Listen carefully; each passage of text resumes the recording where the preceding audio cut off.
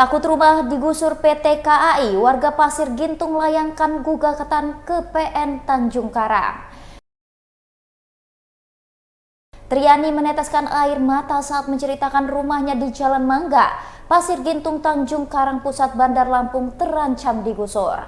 Ia bersama adik dan kerabat tinggal di rumah yang akan dilakukan penggusuran lewat surat pemberitahuan yang diterbitkan oleh PT KAI Divre 4 Tanjung Karang. Dalam surat tersebut, ia diminta untuk melakukan pengosongan rumah hingga tenggat waktu maksimal 26 Agustus 2024 mendatang. Bila tidak dikosongkan, maka pihak PT KAI akan melakukan penggusuran. Ia mengaku PT KAI mengklaim lahan yang ditinggalinya karena disebut aset perusahaan sejak 1913 berdasarkan ground card. Namun dari pihak Triani menyebut lahan itu adalah kepemilikan orang tuanya berdasarkan pemberian tempat tinggal dari perusahaan perkereta-apian yang dulu bernama Perusahaan Jawatan Kereta Api. Ia melanjutkan, konflik sengketa itu sudah bermula sejak tahun 2014 lalu. Namun, ia menyebut permintaan untuk mengosongkan isi rumah terhitung sejak 19 Juli lalu.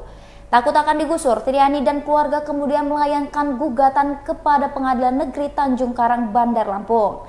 Sementara pihak PT KAI Divre 4 Tanjung Karang lewat penasehat hukumnya belum mau memberikan keterangan. Untuk PT KAI untuk menghormati dan menghargai jalannya proses persidangan ini. Soalnya pada saat proses persidangan saya sempat kaget adanya lagi surat somasi. Surat somasi yang ketiga yang bunyinya berbeda. Bunyinya artinya ada kutipan tambahan yang isinya sewa menyewa. Berbeda dengan somasi 1, somasi kedua. Kenapa pada saat saya taikin gugatan ke pengadilan timbul lagi somasi ketiga yang bentuknya sama, bentuknya pengosongan dan ada kutipan-kutipan tambahan yaitu adanya sewa menyewa. Dan sampai saat ini pun dari pihak kami belum melihat bentuk fisiknya, dan bentuk fisiknya seperti apa dan bunyinya seperti apa saya juga belum melihat. Dari pihak klien kami juga belum ada, dan usul itu kita tetap memberikan keadilan apapun bentuknya.